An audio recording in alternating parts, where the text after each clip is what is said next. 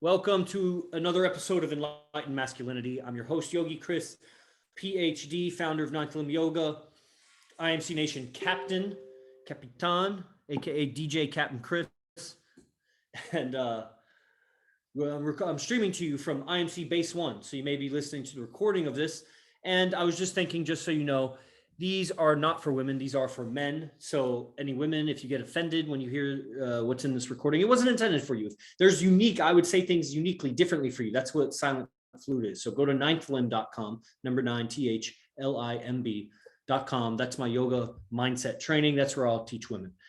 You can watch these, and you should know that there's many episodes I've recorded that I haven't uploaded, and I won't, because there are some things that you shouldn't hear. Just like there are things you would talk about with your girlfriends or girls, your mom, your sister, your niece, whatever, that you wouldn't want guys to hear. You wouldn't want your dad to hear. You wouldn't want your brother to hear. You wouldn't want your boyfriend to hear.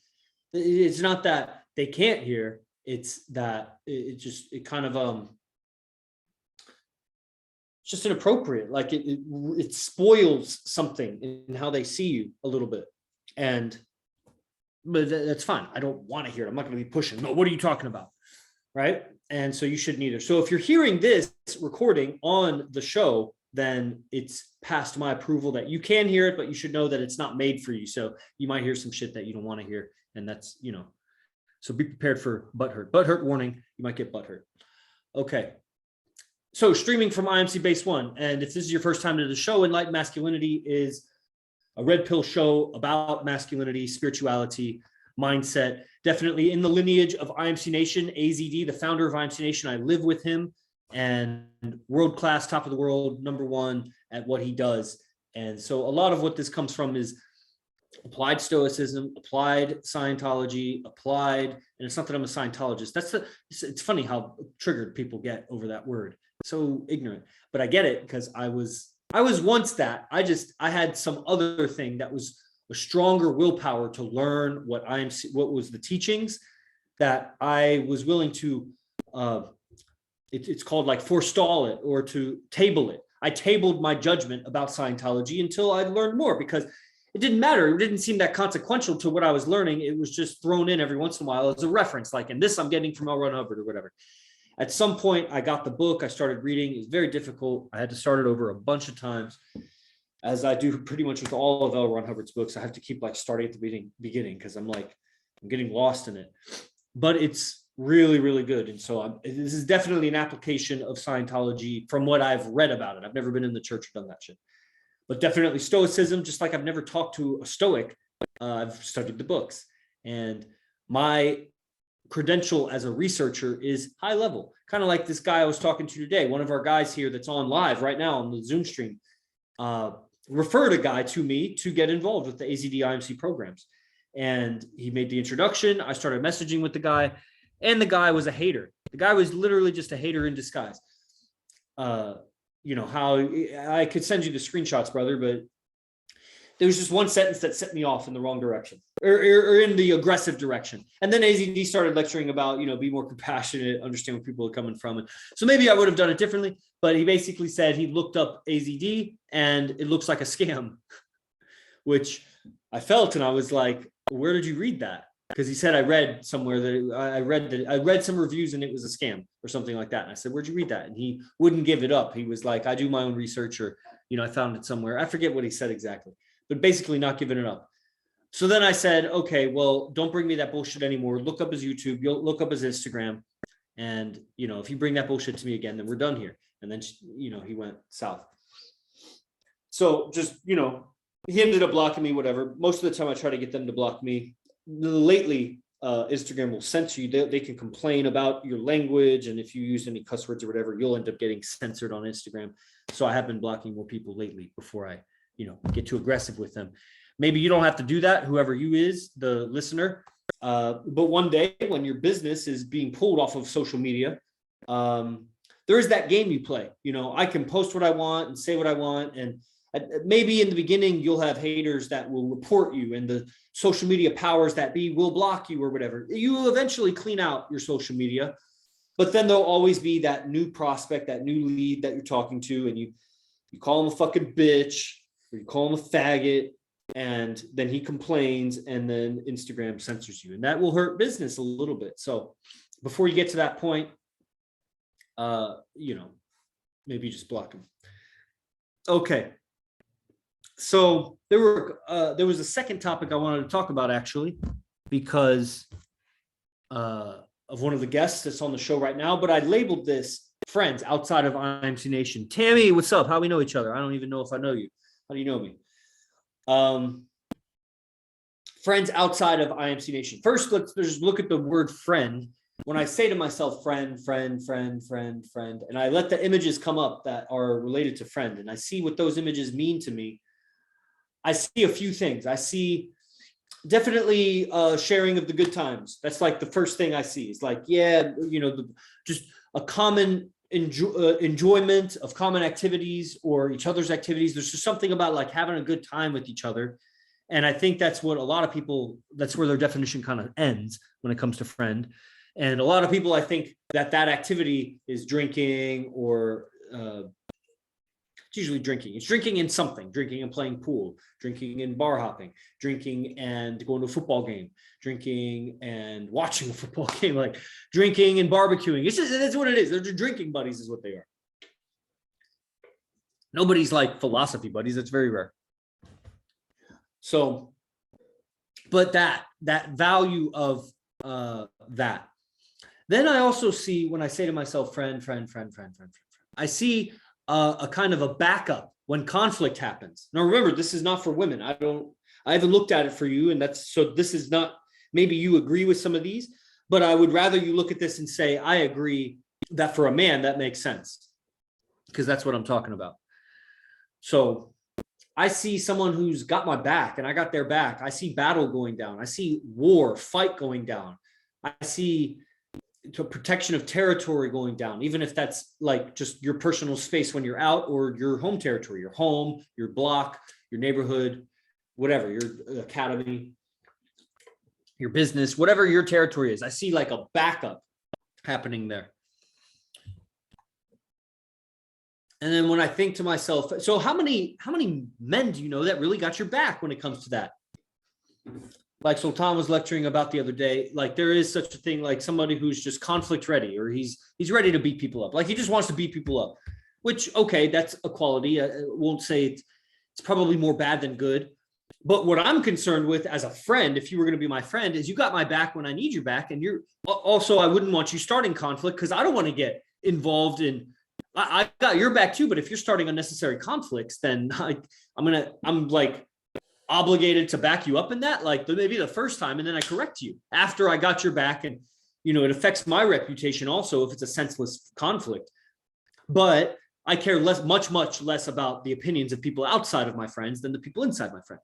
So I'd rather keep your friendship and lose them a little bit by backing you up. But then in private, I got to tell you, like, you can't be starting senseless conflicts, because I don't got your back next time when you do that shit. Now, I got your back this time, because maybe you didn't know, but so they need to correct. So how many guys do you know that actually got your back and that can do that communication where you have similar values? That's what being part of a tribe and being a philosopher, having philosopher friends, which may sound weak, as if it's a bunch of like skinny ascetic men, ascetic meaning like they don't eat a lot, they don't exercise, they're just like thin and frail, and they withdraw their senses from sense objects and pleasures. That's what an ascetic is.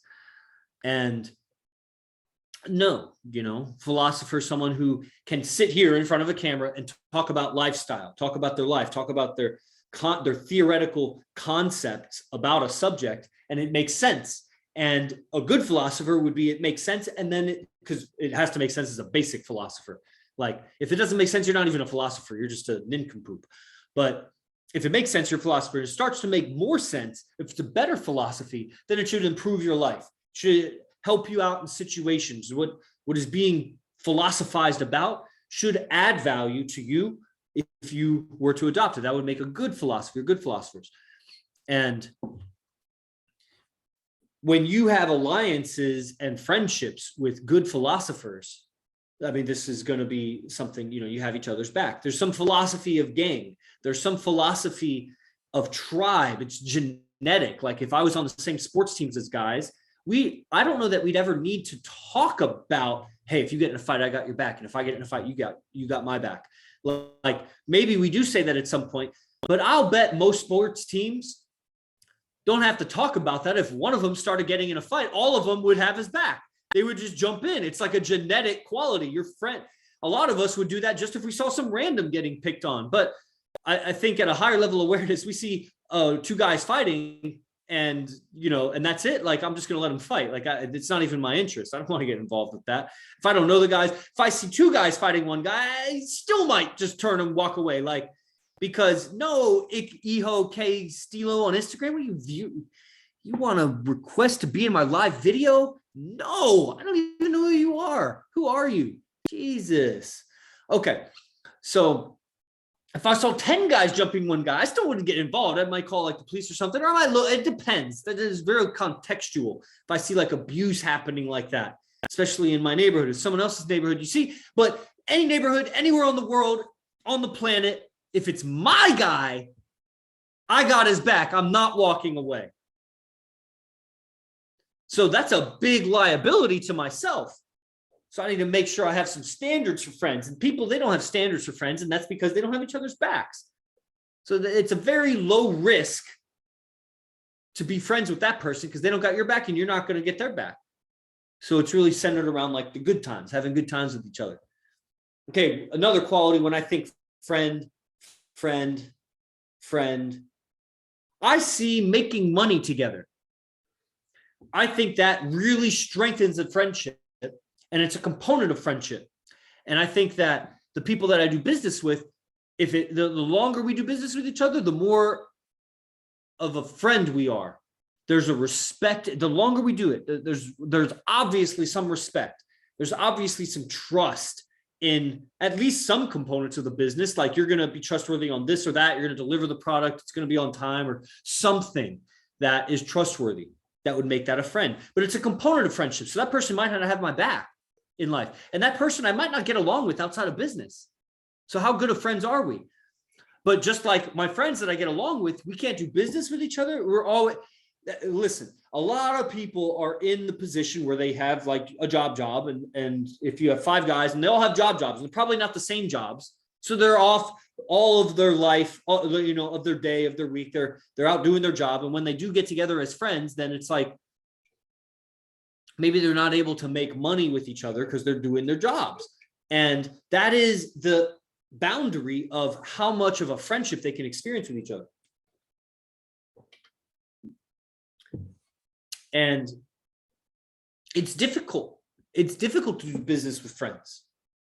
It's easier to do business with people that you're not friends with. At some point, you're going to try to become friends with your business, people you do business with, because that is such a good component, a powerful component. There's so much trust in that. There's so much alignment of philosophy, of one's will to survive and urge to survive, what they're going to do to survive.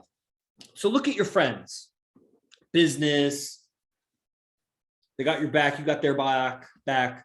You can actually have good times with each other. And maybe not in every environment. I'm sure a lot of my friends, if you went to a yoga class with me, you'd hate it. And you wouldn't want to be my friend in that yoga studio. It'd be all difficult and you'd be trembling and whatever. So it's not that every activity we get along with, but we have our activities that we know that we get along with. And in my tribe, that's a lot to do with socializing.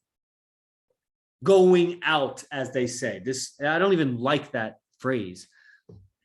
But getting out of the house. Like around here, it's as simple as car rides. It's as simple as different activities, going to the boxing gym, going to the weightlifting gym, going to grab lunch, could be fast food, going to the fucking mall. Or of course, those social venues like we're going to this bar or this restaurant or this lounge or Vegas. So what those activities is really important. In us, in our tribe, IMC Nation, we are social philosophers. So it's kind of like wherever we go, there's going to be that social experience happening. And there's a reason why Donna Roma enters the room. There's a reason why our philosophy has so much as a central theme or central focus, the social experience, because that undercuts everything. That's the undercurrent to everything that you're doing. As a man, your job, your friendships, what you do in your activities of your day, you don't know because you're displaced from the jungle. You're not in the jungle. You're not in the wilderness. You're not on the prairie or the grasslands or wherever your genetics are from. You're not out there trying to survive so much like that. You're displaced and you're put in this four-walled world with a ceiling, climate control, clothing, and a bunch of indoctrinated education that has you thinking about all these ideas that aren't related to your survival in the jungle. Your whole head and experience is filled with that stuff. Is it any wonder that men have forgotten what it is to be a man? Jesus. And they model it off after people, and there's this genetic impulse in us to be a way, and we've learned to deny it and not listen to it. And it comes out in weird ways. And sometimes in good ways too. We have and so our philosophy, our social philosophy is aligning us, the IMC philosophy is aligning us with our nature in the culture. And it's an evolving science. So it's not like a set of rules like the 10 Commandments that don't change. It's applied philosophy, applied lifestyle philosophy with certain backbone, Stoicism, Scientology, and the other subjects that we go over in the Dragon's Lair, surrender experiment and some other things. Transcendental meditation, I've talked about on the Enlightened Masculinity. So Enlightened Masculinity people, guys, listening to this, if you're not on Dragon's Lair, you're fucking up. You're failing. You are failing in life if you haven't been on Dragon's Lair. It's just a fact. Because what are you doing with your time when you're not at work and you're not sleeping and you're not eating and you're not fucking, and if you are fucking, like, what are you doing with your free time? You're watching videos? Are you hanging out with anybody? Do you have guy friends? Let's talk about friends. Okay, they got your back. You got their back, and they can actually get your back. Like, they're not in a wheelchair. Like, and it's not that you can't have that kind of friend. He would have to find his value so that he could get your back in something. Let the disabled person be a computer hacker. Let him be such a great public speaker that he's connected with powerful people so he can have your back in different ways. Not everybody's going to have my back and they're going to be able to punch and kick somebody. They might have my back. Like Will Rios isn't necessarily, he could fight, but he's a little guy compared to guys but he's a lawyer. So that's nice. That's a great backup. You know what I mean? So there's a lot of ways to have your friends back, and, and then that's what your offer is on the table. Doing business with each other. Here's another one.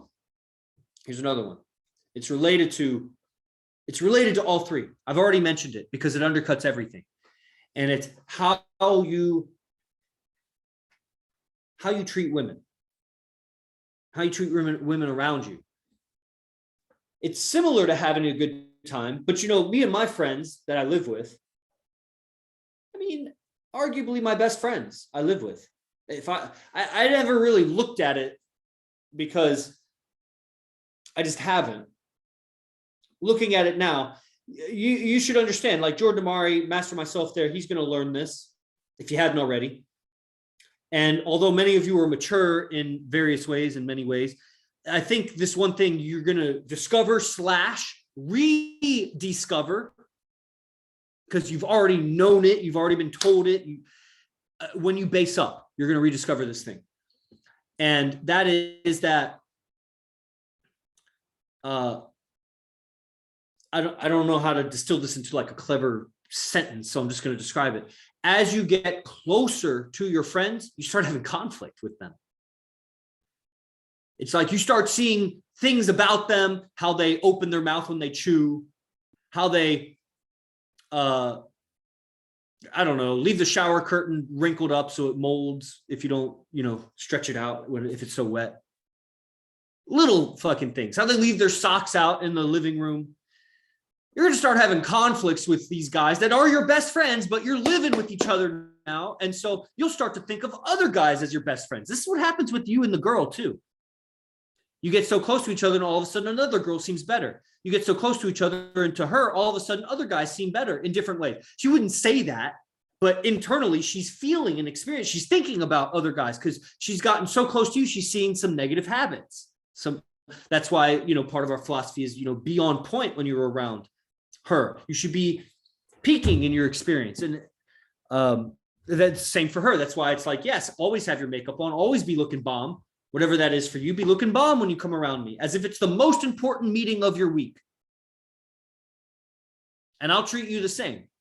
And so in our mind, we come across each other for 2 hours every 160 hours or whatever, however often you're around her. And I'm having this repeated image put in my head of you beautiful, you elegant, you on your best behavior. I don't ever see that other shit. I don't ever smell you after the bathroom. I don't ever taste you early in the morning. You know what I'm saying? Like, I don't ever deal with, to a large extent, I don't ever deal with you coming home from work all stressed out and complaining about somebody. Like, maybe you do bring me some complaints sometimes, of course. And then, sometimes I handle it. Sometimes I tell you, shut the fuck up with your complaints. Figure it out. I've taught you how to handle that shit. Don't just go surrender, go exercise it off, meditate, see where you miscommunicated, then bring me a question. Don't bring me a complaint. And so we end up seeing the best of each other. We end up only ever thinking of each other in the best of each other. We only perceive each other as the best of each other. So we have the best relationship.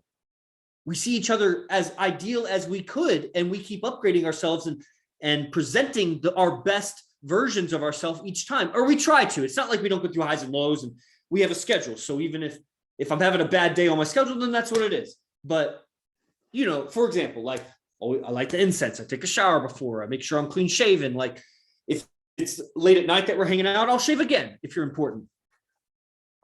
Sometimes I don't. It's not like, so I say that now, and sometimes I don't. I just don't have the time. But like, I'm thinking like these little efforts. Maybe I don't get them all in every time. Okay, so that's a little aside. Somehow I'm getting like off track because I was talking about friends, how you treat women, because it's this different thing. Like so I was talking about best friends because I was thinking like maybe sometimes I wouldn't think of Sultan or Fernando as my best friends. They're 10 years younger than me, or 10 years younger than me, and we've had our conflicts or whatever. Maybe there's some other guys in the camps that I get along with so well. And really, as I think about it, I'm like, who do I get along with so well in the camps? Let me think about this. Who do I get along with in my camps? I'm trying to think about this. A lot of it is really the younger guys I get along with so well, like Shamir. It's who I get along with the most are the guys that hella look up to me. Maybe it's like an ego complex or something. Like Master myself and I get along, but he has like so much respect for me in my position or whatever. I'm sure everybody feels that way about Master myself because he's just a really respectful guy. And who else?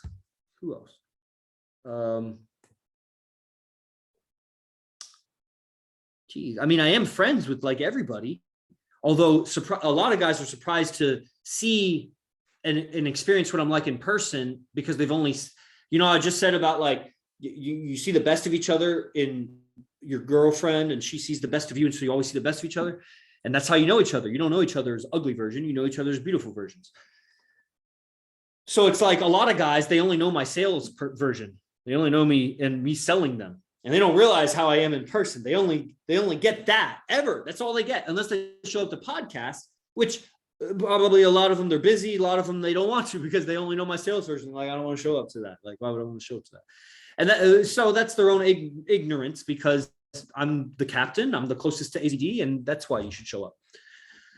So, I think my staff members, that's the other people that I feel so close to.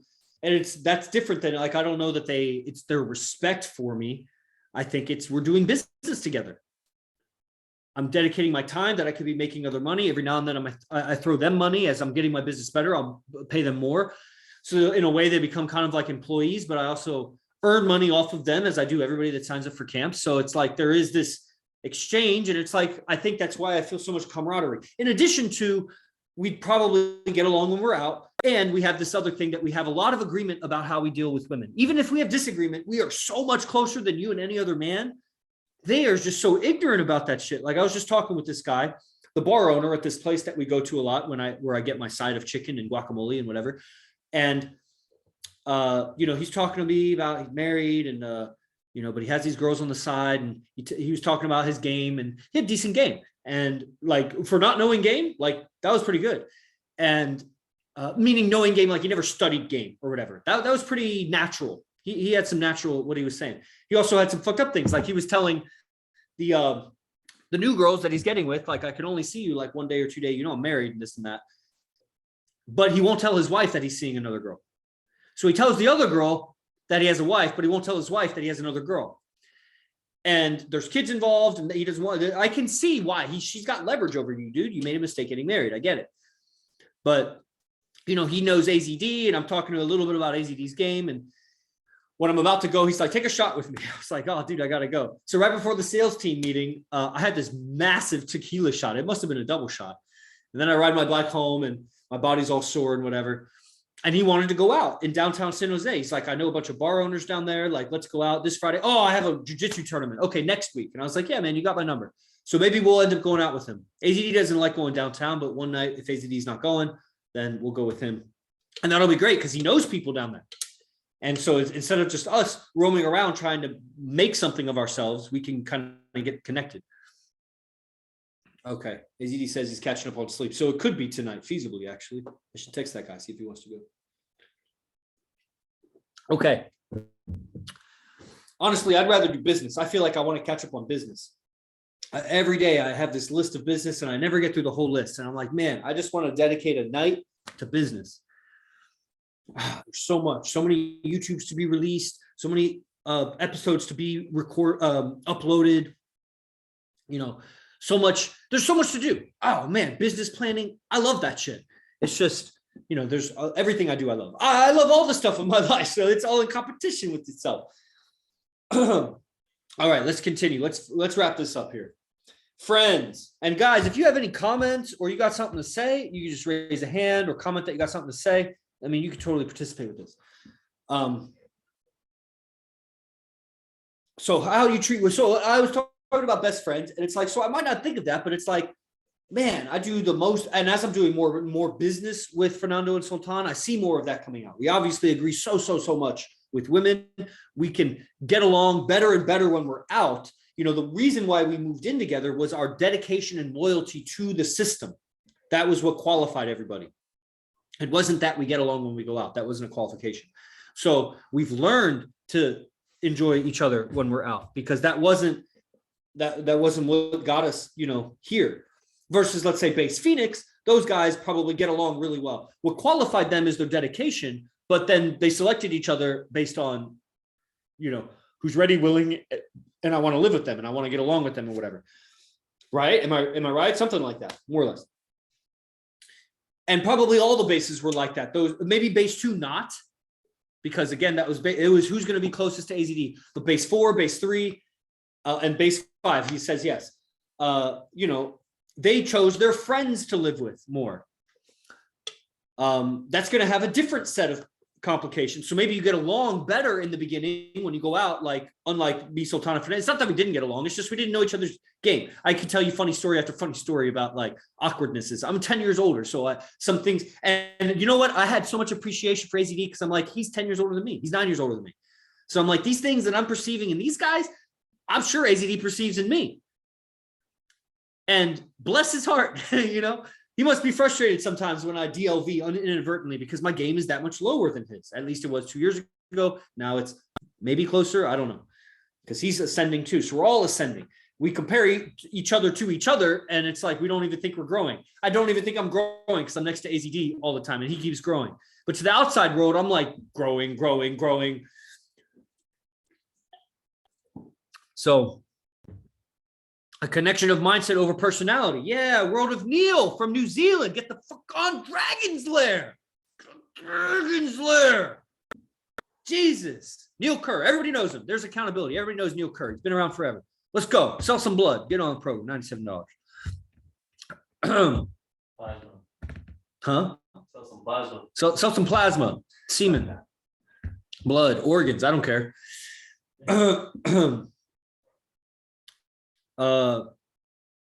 Friend going, so there'll be a different set of conflicts, different frictions that would happen if you move in with your friends.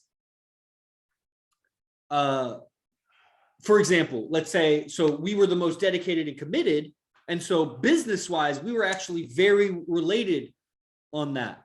So there was that component of our friendship that, was there. Our philosophy with women, so you'll see if you move in with your friends and guys you get along with, the philosophy with women might not be the same. And a lot of that's going to be in the dedication and loyalty to IMC. That's where your commonalities in the philosophy will be. And especially if you're so dedicated, like I was telling the sales team the other day, today, earlier, I don't know why I said the other day. I was like, our goal, because I'm talking to these guys about getting new guys signed up for Dragons there. I'm telling them about the outreach, how to find a bunch of people that are related to the stuff that you could sell. I told them how to get 30 or 40 new guys in their communication lines, in their threads, the recent threads. They could get 30 or 40 new guys that they could be talking to about getting in Dragons there right away if they did this. And if everybody on my sales team did that, that's like 300 new guys we're talking to. They should do that. And I was saying, our goal when we pull them is to get them so entangled and enmeshed in IMC Nation. I want to get you on the Telegram group. I want you following AZD's Instagram. I want you watching the YouTube, subscribing to it. I want you on my newsletter and getting the emails. I want you showing up to free Zoom classes. Then I want you on Dragons there. Now you're hella enmeshed and whatever. And eventually I want you communicating with other guys in IMC Nation, whoever's closest to you or whoever you resonate with. I want you joining other guys in Zoom streams so that you get to know them and maybe they'll call on you and be like, hey, you, what's up with you? Where are you from? And I want you getting your communication lines entangled. So now you have this contrast. You have your IMC comm lines and you have everyone else. And you'll start to see difference like I did. I had my IMC comm lines. I had my yoga studio comm lines and yoga business comm lines. Like I was telling you, Lone Wolf, the whole history of my prospecting. And, I am outside of IMC Nation Captain right here. IMC Nation Captain, see the t-shirt, IMC Nation Captain. Outside of being captain of IMC Nation, my most proud achievement over PhD, over wrestling, All-American state championship, most pins on the OU wrestling team. And I have other accomplishments. My most proud accomplishment is my yoga business because I did something I don't believe anybody on the planet had ever done before. Cold calling and making a travel yoga. That was my whole business, was travel yoga. Just traveling to teach yoga seminars. And I wasn't even famous. I don't think anybody did traveling yoga seminars like consistently like that. There are some people that are older, bigger, famous that have like a center somewhere as a yoga studio or yoga center, maybe multiple centers. And they maybe get called up for a little tour and they go for like 2 or 3 locations or, they may have bigger travels, like they go to Bali or India or something and have a retreat there. So they're on a different level. But as far as somebody just on a continuous rock star tour for 3 years teaching, and then on top of that, doing that through cold calling, not being famous oneself. So basically through communication, convincing the yoga industry to hire me without knowing me. I mean, it was just unheard of.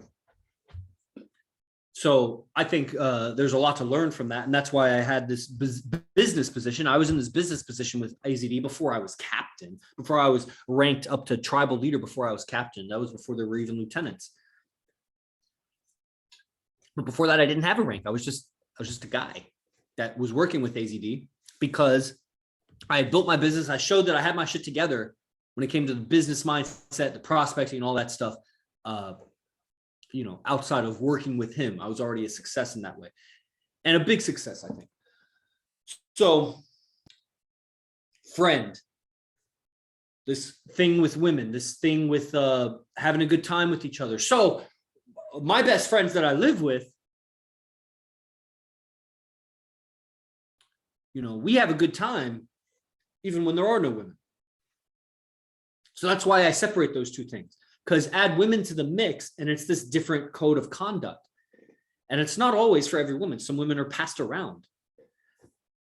Some women are rejected over here and accepted over there. It's okay. It depends on how rude she was when she was rejected. Maybe it was just rejected because, I didn't like how you communicated with me, but it's not like you're rejected because you were so rude and nauseating in how you communicated. So friends outside of IMC Nation end up not really existing much. Oh, I was saying about different comm lines. So I had my IMC comm lines, I had my yoga business comm lines, and then I had my quote friend comm lines, everybody else basically. And some family comm lines too, which you don't really ever give up unless they really do some unethical shit. And even then, you probably fucking still keep it more or less open. So this contrast, you really start to see it when you have IMC comm lines. It's like, man, I prefer talking with them about this shit than even the yoga world about my yoga shit. And definitely my friends, I keep trying to get them involved in IMC because it's so good. I like it so much. I'm like, come on. And pretty soon you're like, man, these tire kicking, heel dragging motherfuckers, they're looky-loos at best. Some of them just don't even feign interest. They don't even pretend they're interested. But then some of them do, and then they go nowhere with it. And you're like, what the fuck, dude? Shit. Okay, you end up dropping them off. You drop out, cut them off. Just like with the yoga studios. I didn't really cut them off. I just stopped talking with them because I didn't need to anymore. I've selected, and so as you bring someone into IMC and they're showing up to Zoom streams, they're getting in communication with IMC people, then they have this contrast of now I have my IMC comm lines, and that's always so good feeling. We're always talking up and up. We always got something exciting to say, something, we have this way of talking about life, business, relationships, women and social dynamics that's uplifting. It's like encouraging, inspiring. It's like, this is what I want to talk about. This is what I want to get good at. I'm going to get good at the things that I do. If I'm a painter, I'm a martial artist, I'm a tattoo artist, I'm a DJ. Like, we're going to get better at that shit. But I want to get better at this social game. And now with IMC philosophy, we see so clearly that at the highest levels, if you really want to break through the barriers of even the top players on the planet, and you want to start off with a foundation to do that, not just get to the limit and then learn this thing, but start off with this thing, then you'll learn that the social dynamics game is a tribal game. Part of a tribe. You will get more women, better relationships, better connections. You'll have more influence and power with a tribe than without. If you get along. If you have a tribe that you don't get along with, then you'll be internally conflicting and bullshitting and whatever. And so that's why guys, they've learned to like go get girls on their own because they don't agree with their friends about how to do with girls, and their guy friends will step on their toes or undercut them or cut their heads off or be weird around a girl or creepy or this or that, and vice versa. Even you got to learn this game on an individual level and in the group level. That's really going to get you the best long-term results. And so that's I think we're all here. We want to learn that and get better at that. There's a whole genetically written code of being that's not crystallized, although it is because DNA is a crystal, but it's like,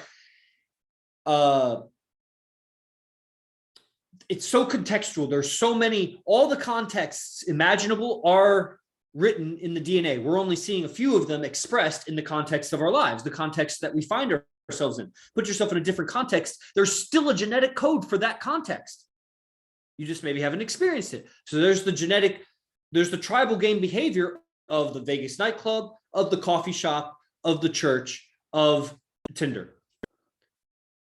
There's still genetic ways that she is influenced and that you can be part of a tribe in that will make sense in that context, that'll get you the girl. So fascinating. So, friend. So let's see. Is there anything else to say on that? So friends outside of IMC Nation, man. So, I'm about to wrap up this technique and tie a bow on it. So, or technique, this teaching or whatever the fuck this is, this episode. Friends outside of IMC Nation, the Ocean Surge, what's up? Do we know each other? Friends outside of IMC Nation end up just not existing for me. I got so enmeshed that I had this contrast between my IMC comm lines and all the other comm lines. And I was like, man, I like this one more. I remember those days 3.5 years ago. And because I prospected yoga studios and I prospected IMC guys. like I told the guys, I started with 50 emails because I gave a free ebook away, posted it on Facebook or whatever, and people would put in their email to get the free ebook. So a few months later, I started doing business with Arash, and I was like, oh, I have these emails. So I started emailing people, and then I found a bunch of new people. So I started going through a bunch of people and just like messaging them and whatever, and accumulating IMC related people that were interested in AZD and IMC. It was all scattered across all the social media platforms, and it wasn't integrated anywhere. That's what I did. And you can too also. And so when I had these kind of consistent IMC comm lines, like at some point I reached out to Tony K. He wasn't in IMC comm lines. I communicated with him. I don't know who's the first to reach out to Tat Addicts. I don't know who's the first to reach out to Lone Wolf. I know he was around. I know Mr. Damari was around, but was anybody communicating with Mr. Damari before I did the outreach? I don't know who among you reached out to me. Lonely old me. K-Power, what's up? What's up with it, B? What's up? So I did that, and we ended up getting into comm, and we had this comm line. And man, how much more I would look forward to Mr. Damari than fucking Gaia Yoga Studio. You know what I mean? Like, so much more enjoyable Luri Palayo than fucking what's a fuck? Like, I don't even know, some private client or whatever. Because we're friends. We're more friends than this person. I'm building a life with friends. So pretty soon the person gets so entangled in, and I was telling the sales team this, I was like, if I left IMC, who am I going to talk to? I burned all the bridges. I'd have my family. Who am I going to contact? Some old buddy, pal, some old wrestling comrade, from university, from some yoga client. Like, man, I have to start over. I've completely entangled my comm lines with IMC. And that's my goal for every person that we pull in from the beginning. We find them, we message them, we get them on Dragons there, we get them entangled. Telegram, get in on everybody's Zoom streams, get some comm lines with IMC guys, come around, get into a base. So now your comm lines every day are so much. Like I was scrolling through my messages with Sultan or something because I was like trying to find something. I forget what I was looking for. And goddamn, dude, we messaged so much. Like it took me like 10 scroll, like, you know, where you scroll and then it has to load and then scroll and then it has to load more. Did like 10 of those loads before I got to a message like 40 days ago. It's like, shit, dude, how much texting? Imagine I have that with like 100 guys. Not to that extent. Well, okay, to some extent I have that with like 250 guys probably. Okay, I'm about to have to wrap this up. So, what was my point? Just getting entangled with that, and that's the strategy. And pull everybody in so that they have that contrast and they start appreciating IMC more. They get into a base. You have so much communication with people in the base, and it's like, man, communication outside of IMC is just so different. I don't even want it. I want more of this. And you get so enmeshed in it that it becomes your life. That's all I've done. It's just get more and more involved in it, take more and more responsibility. That's what Oracle was saying the other day on our officers meeting. He was like, man, I really see how you just take on more responsibility. That's what I did with the TikTok group. That's what I did with the sales team group. It's what I did with the staff, the IMC staff group. It used to be called the apprentices. That's what I did with the camps. I just took on the responsibility to do that. I wasn't told to do this, guys. I have chosen to do it every step of the way. Maybe some suggestions, maybe I ask a question and he feeds me like some advice and I go on that way, but it's me doing it. And you can too. And, you know, so guys outside of IMC, you know, I just know how frail and superficial and flimsy that quote friendship is. And if you want to be my friend, then you're going to get involved, because that's just how, it's not just how important the movement is. It's how valuable and worthwhile it is. It's so worthwhile. It's not just that I'm selling a gimmick and I think you should be involved and I only work with people in my gimmick. It's that if you don't know this gimmick, then you're less. And maybe that's a risk. Maybe that's not a kind thing to say. And there's, if I was to understand your point of view, maybe that's just like, whoa, that's so out of your world. It just sounds hostile. So maybe I should find some different words. But dude, that's what I'm saying. Come to a free Zoom class so you can experience it. And it's not just me telling you it's the greatest thing in the world. I can explain it till I'm blue in the face, and you'll find that your friends, they'll hear you out a little bit or more than a little bit. They'll find it somewhat interesting, but they're looky-loos. Got to get them on a free Zoom class. I mean, that's the next step. All right. So I can keep going and going and going. I really like it. There was a lot of people on Instagram, so appreciate you guys. Next time, guys, I mean, I see a bunch of you are guys. Like, get on the Telegram group. Go to my bio right now and join the Telegram group. Guys that were on the Zoom stream, I always appreciate your live attendance. And here's Tony K comments. All I did was like AZD's post. Then some dude named YogiChris messaged me. And I used to be called Yoga Bliss Chris. So you got a message from Yoga Bliss Chris. Messaged me and my life was changed forever. Nice. That's beautiful. Michael Green, Chris, my first time meeting your energy and excitement about learning from was unforgettable. I want to hear that story. We got to go. If you got 1 minute, let's hear that story. I don't know if you could talk. Michael Green is, hella dedicated. He's on this call from the hospital, getting healed up and strengthened. So if you could unmute and tell us about that first experience in 30 seconds. Yeah. I just remember being in Hollywood, and they used to call it surgeon back in the day, or sergeant or whatever we were doing. Oh, I remember. Yeah, that night. And man, that's what I could remember. It's just your energy and excitement about learning from AZD and studying with AZD. And he was telling me about how you were going to college in Tallahassee. I can still remember that. This nurse. Yeah, it was Gainesville, but yeah, Florida. Yeah, this nurse is doing my IV right now. For sure. But, yeah, you feel me? But no, that's man, Mr. Neil Care, sorry, it's ruining the audio. Please, I'm gonna lower the volume. I still say, like, I thought I didn't really trust the game. Like, I didn't really trust P-Way. Yeah. You know what I mean? Yeah. Like, because I was more into following Eric and Hypnotica. And he would call him Pua, stuff like that. So yeah. I was more into like nice. Natural thing, like how he was talking about with the guy. He had the side chicks and like. But I wasn't gonna do it like that. I was gonna do it like more like how Eric was talking about. But then, shout out, man, something shifted. Like something really shifted when I went to that event that night, and I listened to AZD up on that stage. He commanded that shit, man. He owned that motherfucker. Oh, show! I was there. Yeah, I remember that. Man.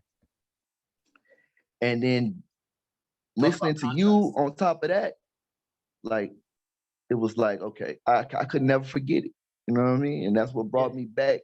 Really, that's what brought me back, because I was thinking about what's up with Chris, man. What's up with, you know what I mean? Like, what's up with these guys? I mean, it was years later, like 5 years later. Yeah. And I just all of a sudden just let me see what's up with. Let me look on YouTube or something, see if I can find Chris. Or AZD. Nice. For real. Appreciate you, Michael Green. I was wondering how he was doing, bro. Yeah, man. And now you know. Now you're close. Now he knows you. Myself. With my girlfriend, I thought we was gonna be over with. Well, oh man, I want to keep talking, but we got 3 minutes until the advanced class, so I got to sign off and get that set up. So I'll make sure next time I do podcast, I have more. I'll open it up for more dialogue so that we can talk. And then you gotta understand, it's my bad. I got people putting IVs in me. You know what I'm saying? Yeah, it's up here. Dedication, man. You know what I mean? Yeah, I know what you mean, dude. Get strong, man. I appreciate you though, Cap. For sure, I appreciate you too, man. For positive thoughts and positive vibes and strengthening vibes to you. And I'll see you guys. Advanced camp starts now. If you're not on the advanced camp, DM me right now. Get on it. Os.